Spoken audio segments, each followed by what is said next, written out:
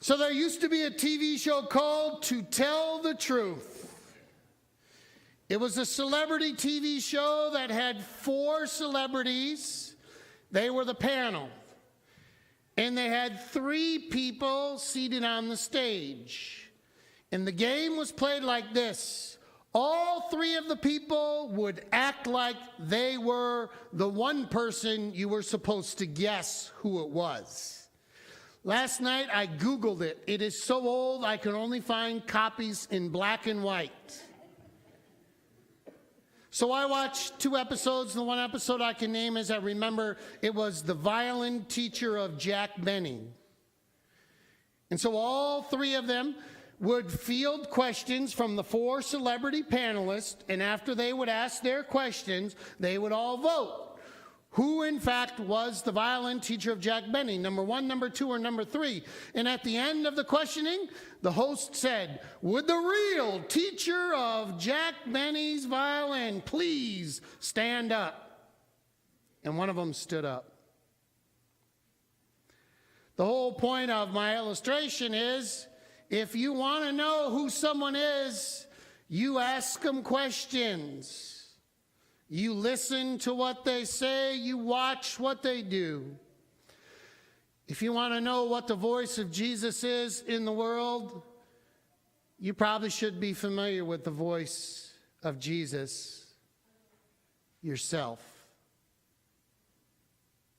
It's a pretty simple lesson today. Many will come in my name and lead people astray. I wish it was easy to discern the voices and the experiences we have in life around us, but it's not.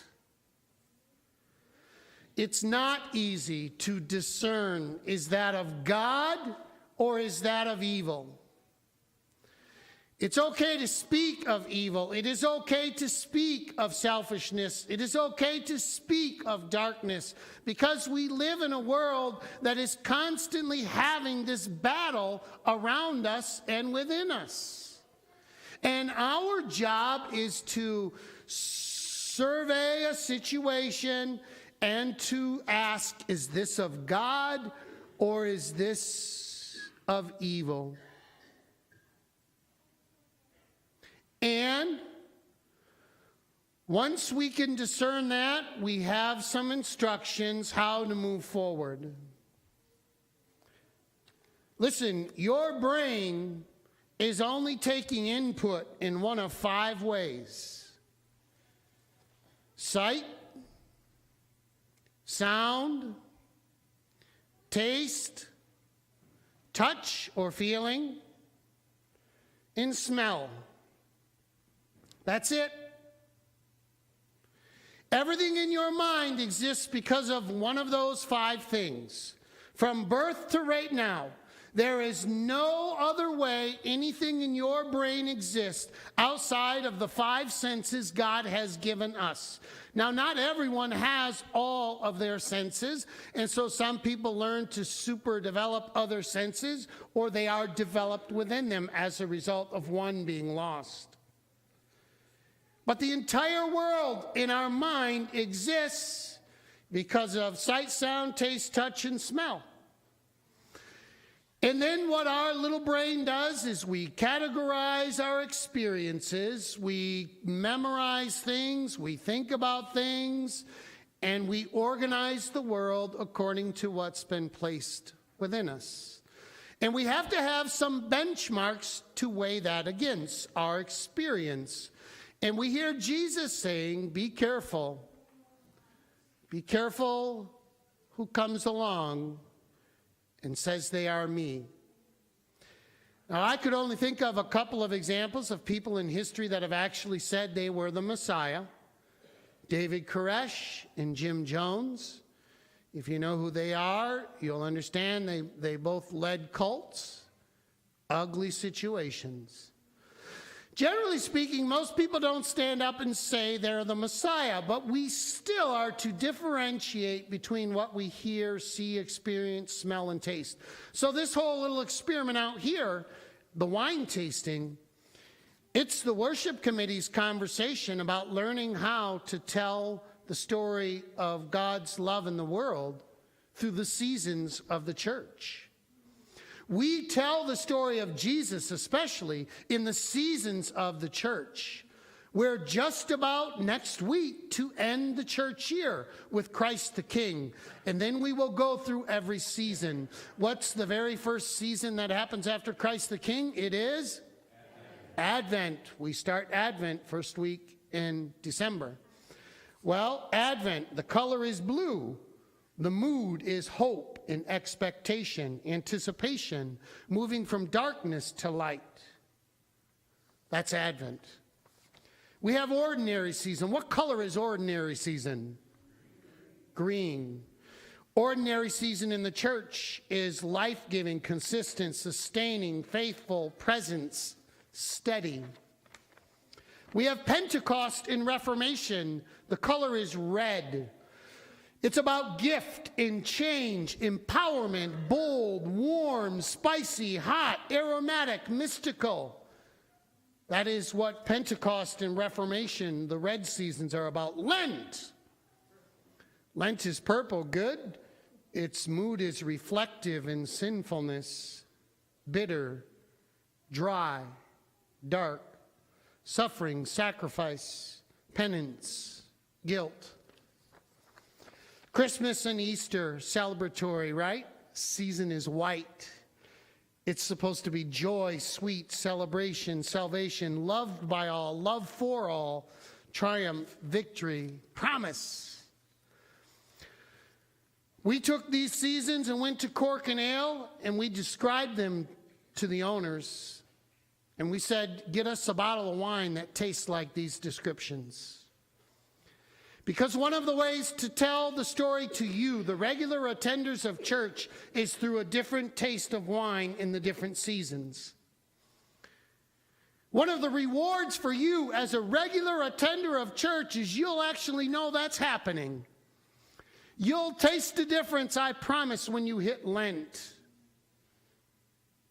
You'll taste the difference in the ordinary season, and you'll know it. You'll know it because you are here in the presence of the voice of Jesus on a regular basis, so that when you go out in the world, you will be able to distinguish between all the ways the world crowds upon us with these 5 ways, and all the ways God's love crowds upon us in these 5 ways. You'll actually get to taste that all year long. You know, communion is the only thing we do in church in which you get to use all 5 senses. You get to see me hold up the bread. You get to see the bread. You get to hear me speak words about the bread, the words of institution. You get to taste the wine. You smell the wine. You touch the bread. All 5 of your senses are involved with the reception of Jesus at worship in communion.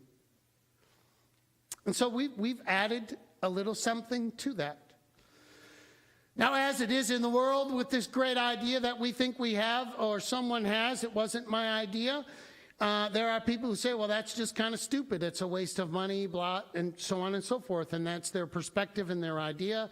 And yet, we are trying to figure out another way to tell the story in a very dark world, by rewarding people who come all the time and getting people interested in talking about the church seasons. I know it's a little sleight of hand, perhaps to some, but it's a great way to talk about the church here in Jesus. We live in a very dark world. The world struggles.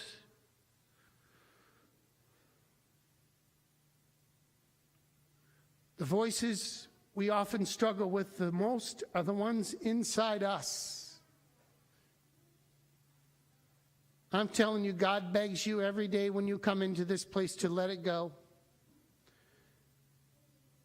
Let it go. Let it go, whatever it is that keeps you resentful. Let it go, the anger. Let it go, the fact that you think you need to be right. Let it go, that you don't like this person. Let it go. Let it go, because we need points of light in the world who know the story of unconditional love and grace. People see that. It's hard. You never get over it. Once you get one thing figured out, another thing comes along and bam, you've got to figure that out. And the world is constantly trying to send us down the path of anger and resentment, bitterness.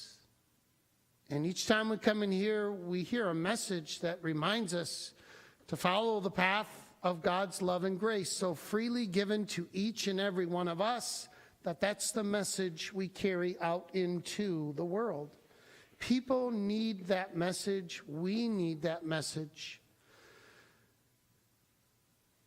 And the way we know that message is to make sure we know the voice and the presence of God in the world as it comes to us in these 5 ways. What does God look like, or sound like, or taste like, or feel like, or smell like? Because our God, who created the world and our senses, wants to speak to us through every one of those mechanisms, because we are precious to God. It would be sad if, when Mr. Daly spoke up, his own grandchildren didn't recognize his voice. I'm glad they did. So it's hunting season again, and I was out in the woods opening day, and the next 2.5 days, no deer for me, but a lot of time in the woods, a lot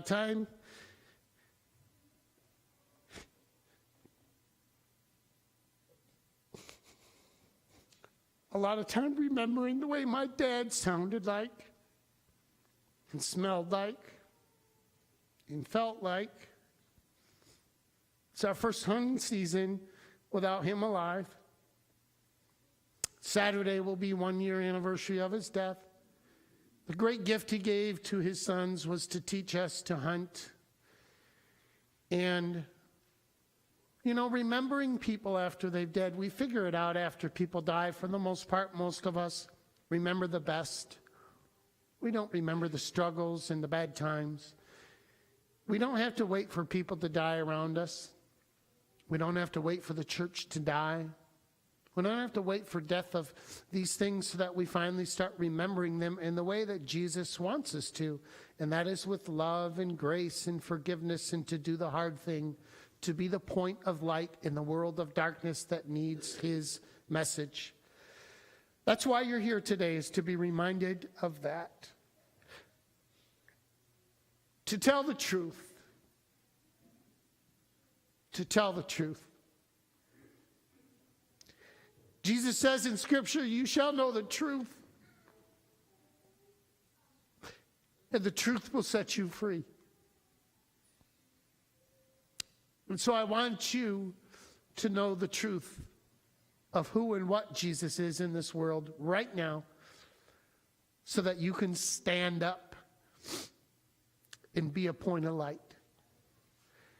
It is not easy, but it is filled with hope.